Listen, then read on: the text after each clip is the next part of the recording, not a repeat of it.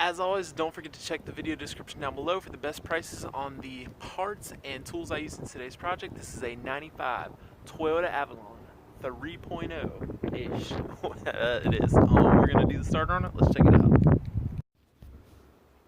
So the first thing you're going to want to do, go ahead and remove the negative connector for your battery terminal there. Then we've got this little piece right here. I just removed them just because, and it was a 10 millimeter. Was sitting right here. Then you'll pull your old cap off. That's going to give you more wiggle room around your starter, which is right there, which I've actually already removed, but I'm going to show you that on here in just a second. Also, we got this little electrical connector right here. Mine, on this customer's car, it was already broken, but it's probably a squeeze pull that off. And then you've got like a 10 right here. You're going to loosen that 10. And then you've got these little clips that would be connected to your box there. Pop it off. You got 4 of them all the way around here. They go on each corner.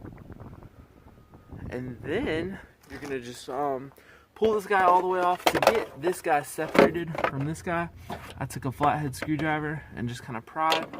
And then we're able to take this off. Be really careful because old rubber, the old material here, will rip a lot of times. So now we're going to set this guy on the ground out of our way.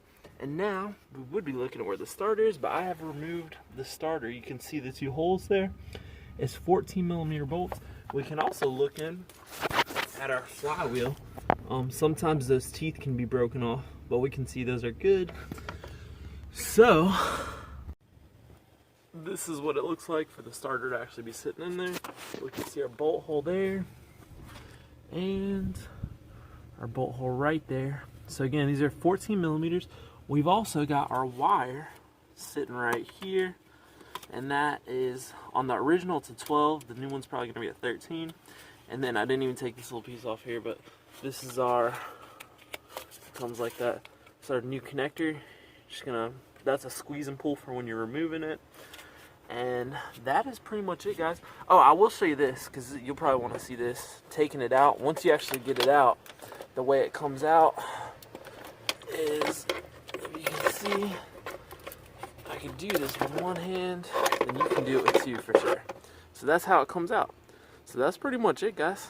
You can get it out, you can get it back on. So thanks for watching. Almost forgot, I did want to show you the strategy I used to take those bolts off. That'll probably be helpful. This is the ratchet and extension I use. I got a 14 with a universal joint. You see it just spins around. I stuck this in like that to get to the 14 right there on that side. And then I went in like this to get that bolt.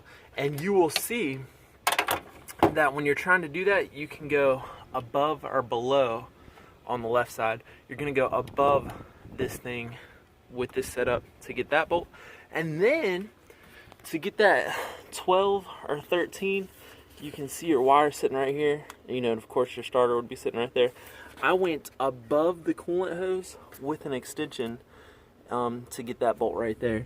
So the extension I used was probably not this long, it was probably about that long with a 12, because I had the original on there.